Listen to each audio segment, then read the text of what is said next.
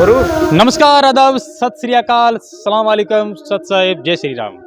मैं आज फिर से पंजाब में मौजूद हूँ। चुनाव कैंपेन के दौरान मुझे अचानक एक गुरुद्वारा दिखाई दिया। गुरु का द्वार हमेशा जब गुरु का नाम आता है तो गुरु गोविंद दोनों खड़े काके लागू पाएं, बलिहारी गुरु अपना गोविंद दियो बताए। वो गोविंद सिंह जी थे जिनके बारे में अक्सर लोकोक्तियाँ और मुहावरा बहुत चर्चित है।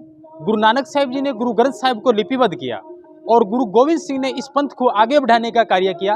10वें बादशाह गुरु गोविंद सिंह का ये चौथा तख्त माना जाता है जो तलवंडी साबो में इस समय मौजूद है।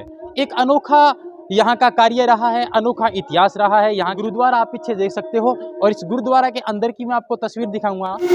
गुरुद्वारा के चौथे तख्त पे ये मेन गेट पे मैं इसमें मौजूद हूँ।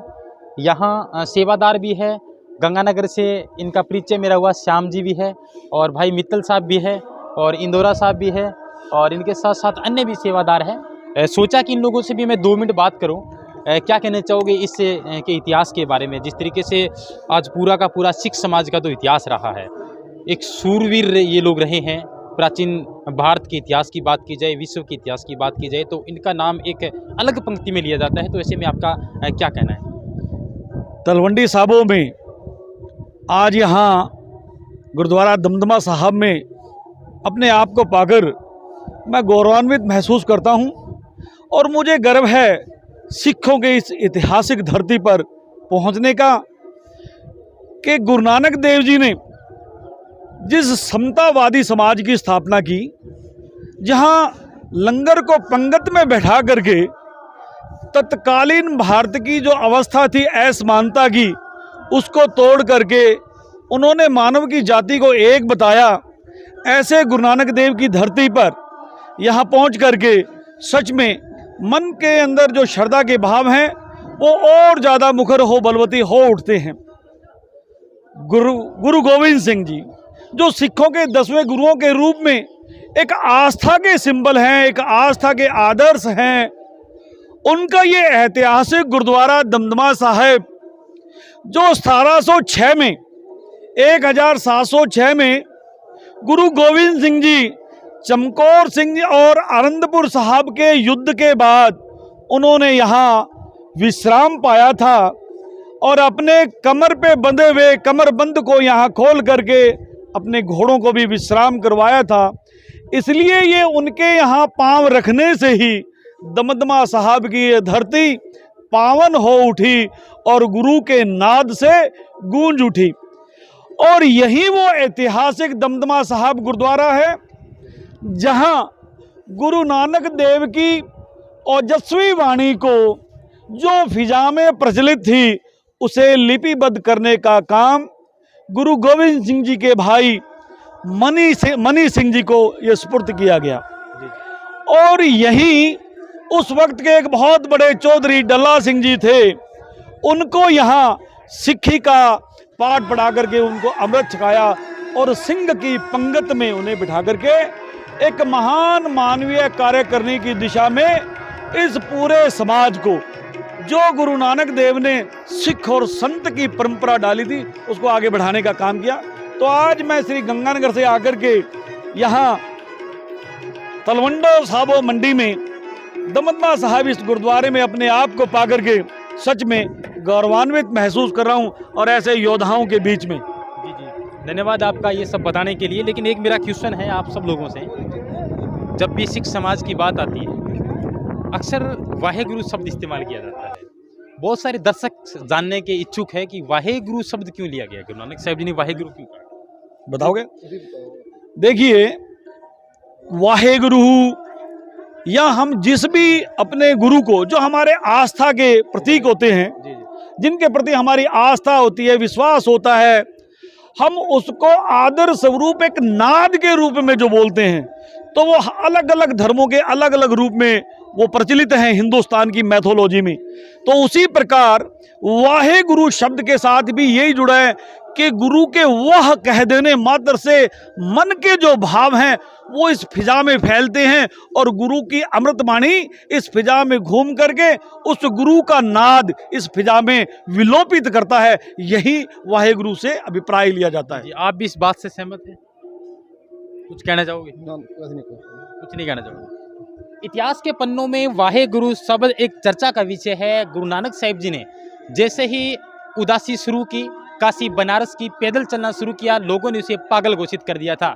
लेकिन जब वो जनता के सामने अपने ज्ञान को लेकर के बैठने लगे, उनको सुनाने लगे, तो अचानक कुछ लोगों ने गुरु नानक साहिब जी पर पत्थर बरसाना शुरू कर दिया, उनको पागल घोषित कर दिया। लेकिन गुरु नानक साहिब जी यहाँ तक रुके नहीं, उन्होंने उन लोगों को आशीर्वाद दिया कि रब करे तुसी वसदे रहो। अगर अचानक इस दुनिया के अंदर ऐसे लोगों की पैदाइश ज़्यादा हो गई तो वास्तव में आने वाले समय के अंदर गुरु महाराजों का जो इतिहास है वो पन्नों में ख़त्म हो जाएगा। लेकिन गुरु नानक साहिब जी जैसे ही अगली नगरी में चले गए, वहाँ उनका आदर मान सम्मान किया गया, तो गुरु नानक साहिब जी के एक अलौकिक पंक्ति हर किसी का दिल को छू लेने के लिए मजबूर कर देती है। उन्होंने कहा था कि रब करे तुसी उजड़ जाओ।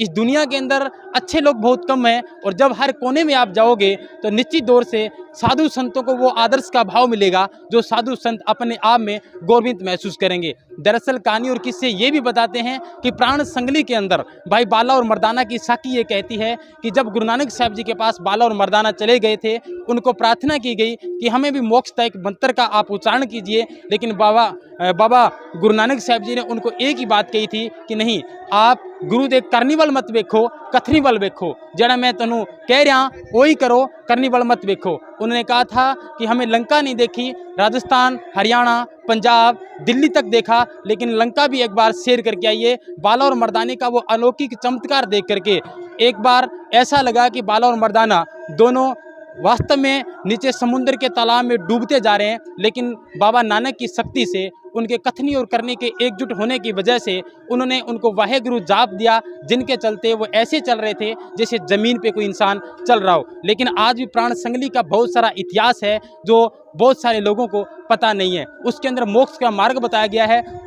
वाहे गुरु शब्द किस लिए इस्तेमाल किया गया, क्यों इस्तेमाल किया गया, शायद आज 90% सिख समाज भी इस बात से अपरिचित है। लेकिन वाहे गुरु शब्द किस लिए लिया गया, अचानक इस भाषा और इस उम्मीद के साथ लोग गुरु ग्रंथ साहिब को हिंदी भाषा में पढ़ना चाहते हैं, लेकिन फिर भी लोग अभी भी अनजान बने हैं।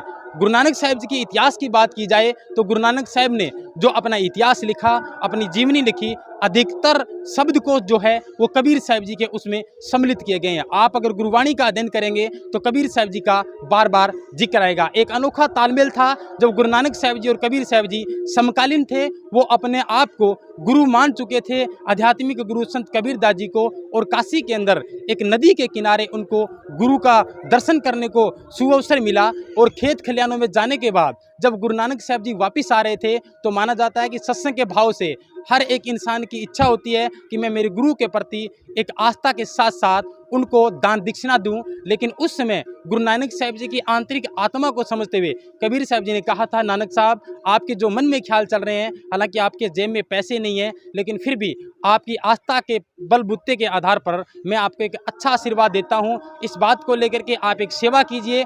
उन्होंने कहा था कि मेरे पॉकेट के अंदर एकमात्र तिल का बीज है, जो एक मेरे लिए एक शर्मनाक बात है कि मैं गुरु के प्रति ज़्यादा दक्षिणा दान नहीं करता।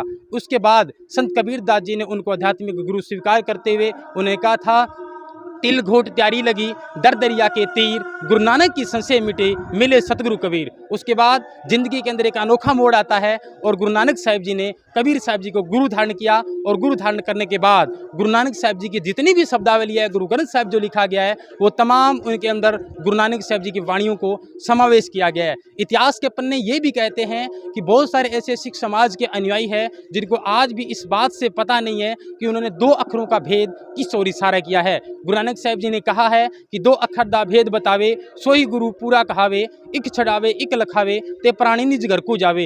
यानी सचखंड जान दे वास्ते 2 अक्षरों का भेद है, वो हर कोई गुरु नहीं बता सकता। प्राण संगली आज भी इतिहास के पन्नों में विलुप्त है। हम बार बार कबीरपंथी संत रामपाल दास के अनुयायी होने के बावजूद भी लोगों के मार्गदर्शन करने में जुटे हैं कि अक्सर गुरु नानक साहिब जी के जो अनुयायी है वो प्राण संगली का अध्ययन करें, गुरु ग्रंथ साहिब का अध्ययन करें। गुरु ग्रंथ साहिब बहुत बड़ा एक ग्रंथ है जिसमें राग महला पहला प्रश्न नंबर 724 पे पूरा का पूरा बखान लिखा गया है कि कबीर साहब जी के गुरु मिलने के बाद वाहे गुरु शब्द कैसे प्रकट हुआ, किसके लिए हुआ और क्यों हुआ। झांकी देख कबीर की नानक की वाह गड़ जा पड़ी, सिक्का खैब कौन छुटा बीता। सचखंड के अंदर दीदार प्रभु का देखा, वही दीदार पृथ्वीलोक पर देखा तो गुरु नानक साहिब जी ने एक आवेशता में आकर के अपने गुरु के प्रति आस्था प्रकट करते हुए शब्द का इस्तेमाल किया गया, जो आज पूरा सिख समाज उनको गुरु मंत्र के रूप में इस्तेमाल करने लगा। बहरहाल चौथे तख्त की और कहानी और किस्से के साथ अंदर जाकर के फिर बात करते हैं। धन्यवाद।